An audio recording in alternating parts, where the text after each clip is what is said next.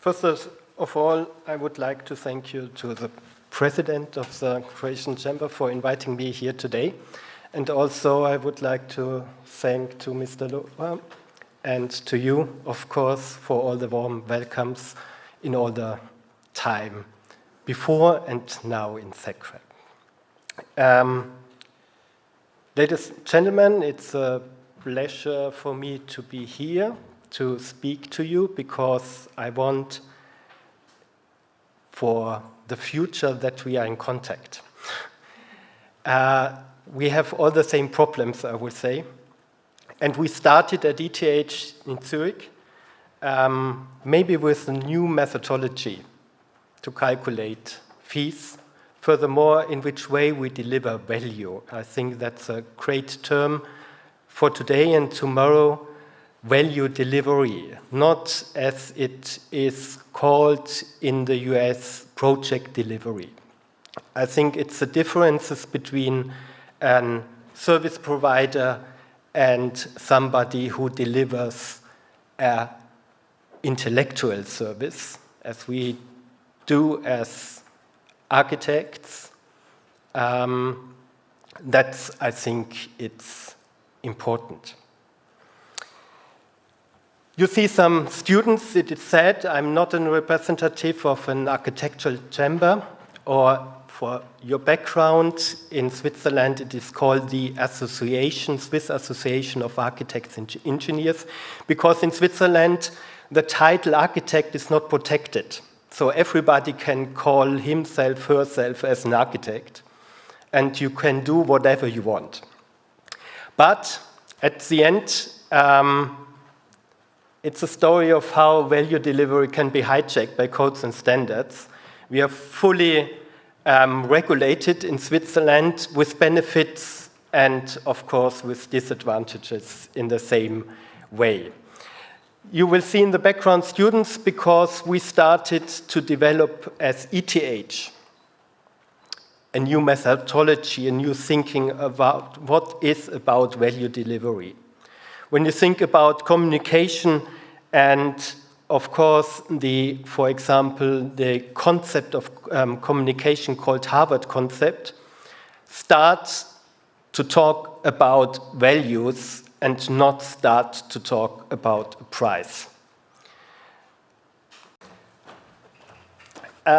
In Germany, as the citation or the source will be here cut from the monitor, but in Germany it's a description about what is somebody who delivers intellectual service. You need, as an architect, so it is stipulated, professional qualifications, of course. And I want to start with what is about our attitude as an architect and our practice as an architect worldwide. For example, in Canada, the introduction of the service model and how to calculate fee in Canada, issued by the Royal Institute of Architects in Canada. They started the introduction with the headline, The Value of an Architect. And it is said, it is mentioned, all people, we all dwell in buildings. In our waking time and in our sleeping time, we all dwell in building. And therefore, it's the same when in Germany it is written that we are not only serve our clients, we also serve the society, because we all dwell in buildings. And therefore, I think it's a need to talk about this value delivery, not about the project delivery, and where are interrelationships between our value delivery, and of course, we are also a legal entity as an architectural office. I see it from this side that we have to think in which way we can pay our employees, and therefore it's a need to talk about fees. Always to know that we are in a negotiation process, so where we have to think about the discretion between me or between us and our clients, We have a business model with our architectural office, and on the other side we have these intellectual services we want to provide, this value we want to deliver to the client and the society. I like to speak about our attitude. And besides, it's not the same which identity we get from, for example, our professional associations, the chambers, who we are as architects, identity and our own attitude. I think it's important when we talk about values that we talk or have a look to the so-called socio-economic viewpoint. Everybody has different perception of demand. We all follow the same goals, but we have different ideas, tasks, in which way we can reach these goals. This is the idea of the perception of demand. We live in different countries, and therefore it is with benefit to see, that we have different cultures. It's not negative when I have to say this. For example, in our studies at ETH, we figured out when you focus the basic services in France, it mostly are according in the first two stages. So pre-design, schematic design, not anymore in the design development. When you look at the organizational form, for example, in the US, it would be called bridging. So we have an architect to deliver this value, and when you start the detailing, I simplify it, the architect is out. There is a handover to other architects, to a general contractor, who do the management parts. It is not negative, but you have to understand that in different countries you have different cultures. You have to see and to observe and to understand when we start to talk about services and fees. For a short introduction, what are about the services in Switzerland, I want to present this scheme.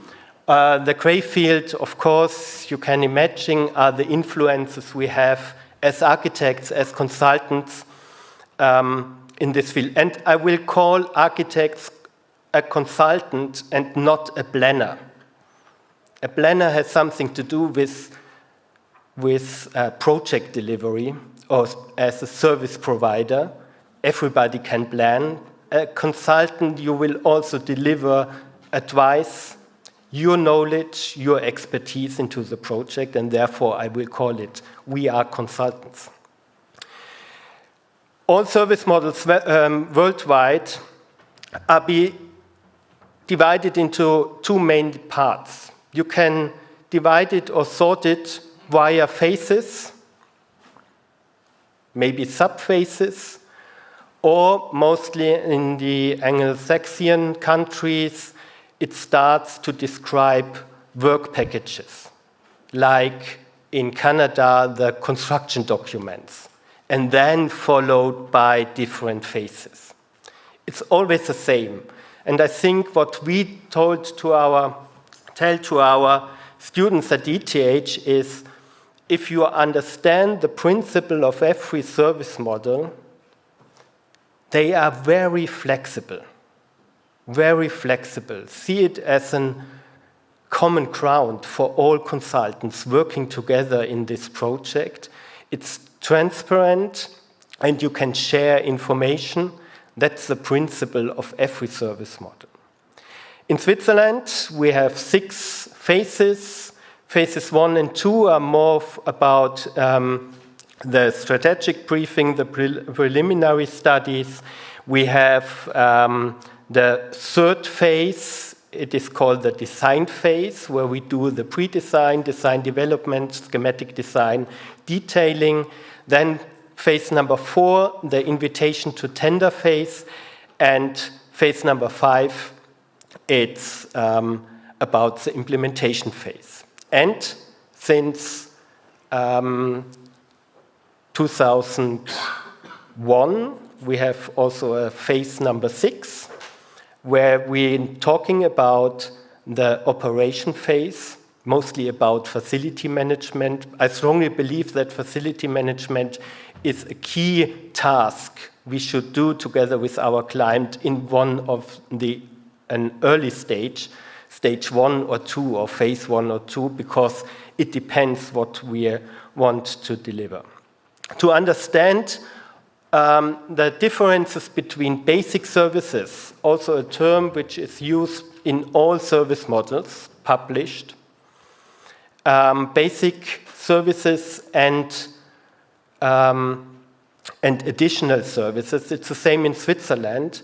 We have, or basic services are described in phases 3, 4, and 5, and you will find additional services in phases 1, 2, and 6. Let me highlight 2 points with these thoughts. The one point is about competition. And in contrast to the German service model, you will find exactly with these regulations here that the competition is part of subphase 22, the evaluation procedure. It has nothing to do with basic services we deliver. So in Switzerland, if a client said, hey, you did some services during the competition, and we will lower your fee, I simplify it, because you start now with a project, that's not the idea, because the competition is not part of the basic services. You will, or all services depending on an information flow, you will deliver information at every stage, in every service. And the information you deliver in a competition is not the same information as in the other phases. The second point I want to highlight has to do with culture. In Switzerland, you have a phase called 51. It's a pre-stage of the implementation phase. The idea is that in the first stage during the implementation phase is that you have the opportunity to discuss, to talk with the elected contractors. That's different, for example, when you're focusing on the Canadian project service model, when you're talking about construction documents. You can stipulate it that it is the idea that you deliver all the documents and then you are out, you can build. That's not the idea in Switzerland. The idea in Switzerland is we have the tendering phase, we select the right contractor for the right project, and then we can also talk with them to give more information, for example. Some ideas. On the sources, you will find information about the codes and standards in Switzerland. We have one, I would say, recommendation. It's a recommendation.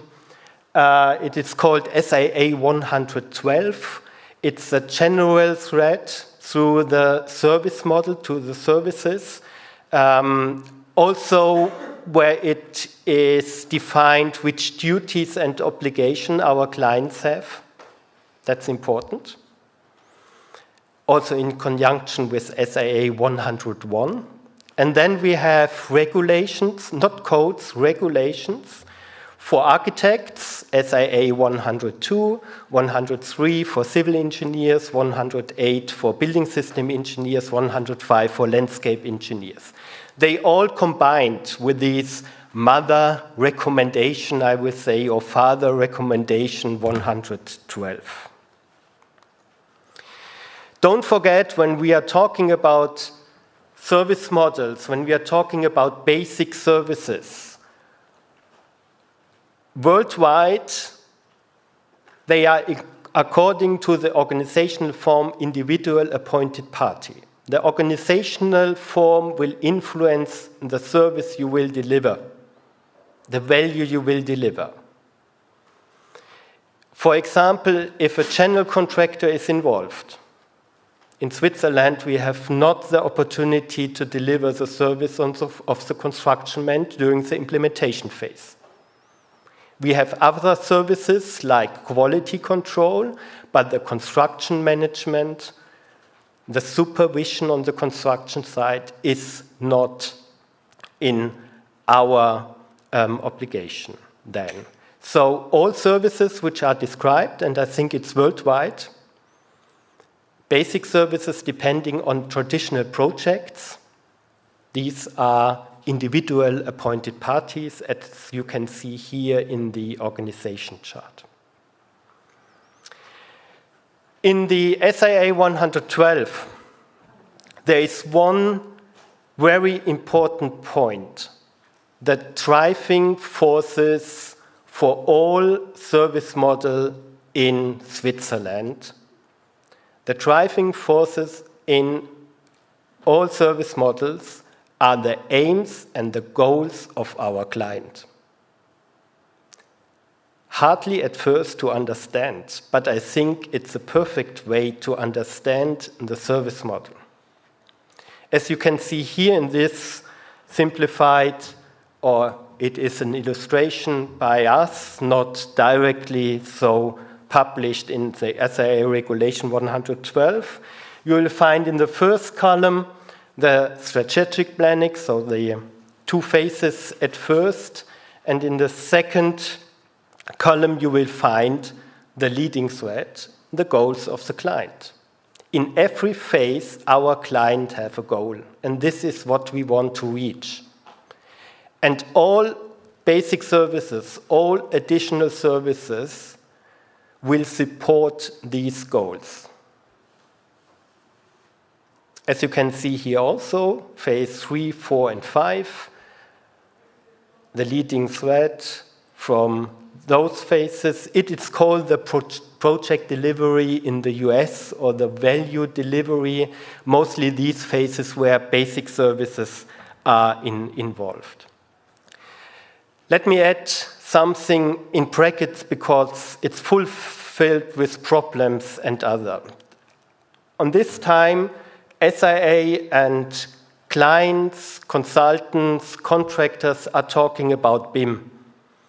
So new task in a service model, for example. SIA, the Swiss Association of Architects and Engineers in Switzerland, said it must be an additional service. Of course, the client, like SBB, the train company in Switzerland, said, no, it's included in your basic services. It's common ground. It's state of the art to work with BIM. My personal opinion, I want to repeat my personal opinion, I think it's just a business model. It has nothing to do with services, it has to do with about your business, my personal opinion. If I deliver data to a so-called BIM coordinator in another office, that's helpful for me. I'm not liable for those data, so for me, then it's included. If I'm the BIM coordinator, if I have to coordinate all the data from other consultants, from other companies, then I take liability, and therefore I want to be paid. That's my opinion in brackets. And it is the pot of Pandora when we are talking about BIM right now, and in association with service models and basic services, of course. The understanding of these different regulations in Switzerland is about coordination. The idea is what you can see here in this illustration. The pre-phase was the schematic design. Now we are in the design development, and then followed by the permit procedure phase number 33. The idea is that all service models should be common ground. a good thing where we can work together. The good thing in the design and building process is that we are not alone. When we have a leading consultant in construction, mostly the architects, in infrastructure project, maybe the civil engineers and so on, we need something which is like the glue in between. And this is the service model. I understand what all the other consultants do during this phase. It's about coordination. That's the idea why we have a service model. And I think it is a pro or a benefit when we have a clear common ground, which we can communicate to the other consultants, when we can communicate to our clients.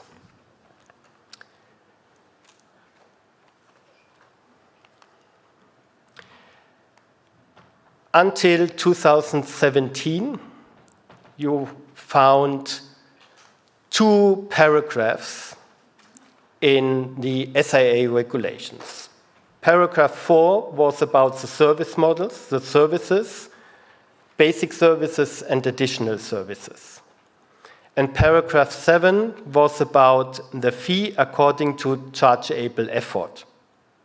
There was a first invention in 2001 from the competition regulator in Switzerland, where we had a change from the direct relationship between building costs or production costs and fee. In 2001, SIA established the effort time model, where we calculate the effort, the time we need for every service. That was defined in paragraph 7. Also, you find percentages about which effort we have in every phase and sub-phase. So, for example, for the pre-design, 9% when from 100% of basic services. This is how to understand this table of percentages. Very clear, but not open to all involved parties, is a formula to calculate fee. The formula has the habit, or all formula have the habit, that they are a picture of reality, but it isn't. And I know that most of the architects in Switzerland just believe in this formula and don't think about fee anymore, not about their value they want to deliver. It started about what is the effort time model, how many hours we need in a project. B was a chargeable production cost, so it was a main determinant. And we have a lot of documentation about production costs, first cost estimates in Switzerland. You had an economic figure, so an annual survey where defined this economic factor, level of difficulty and the basic service percentages, so how many basic services you want to deliver, 100%, 80%, 60%. As I said, mostly it depends on the organizational form and your role.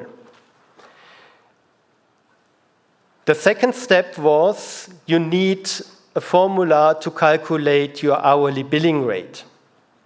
And we recommend that you can do this in your own office, not very easily, but you have enough data to do that. The idea is calculate the sum of the gross pays from all your employees, including you, the secretary, the administration, and all the other persons. Then think about the overhead costs, and you have the data in your offices about the overhead cost. It includes the employees' cost elements, so the benefits for your employees, plus the office cost components, and the first step to calculate the cost price, so the minimum price you should offer, is about the annual target time.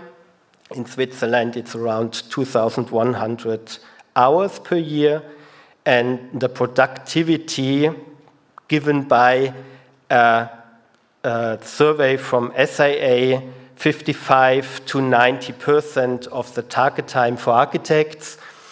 I don't want to talk about my productivity. It's stupid. We want to deliver a value, and I think we are all 100% productive. It's better to say, instead, to calculate the annual target time and the productivity, figure out how many hours per year you will pay by your clients. It's the same calculation. And then you have the cost price, and this will be added by risk and profit. In the service sector worldwide, it is mentioned that you can calculate 5% for risk and 5 to 10% for your benefit. That's up to you, of course, and your way to work. In the last minutes I want to say what happens in 2017 with the competition regulator. I think it was the same in all countries worldwide, also in Canada, also in other non-European countries. You are not alone in the EU. It was prohibit. Paragraph 7, prohibit. The statement from the competition regulator was, there is a lack of calculation transparency. Not everybody understands the calculation.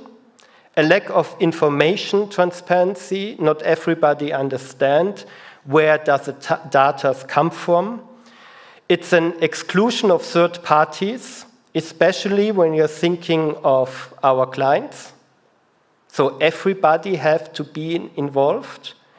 A limited negotiation, an accusation of a cartel, because SIA published the calculation, the fee calculation in their publications, and they are sold by SIA.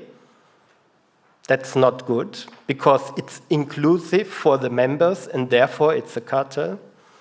The baseline is not representative, because the survey was between consultants.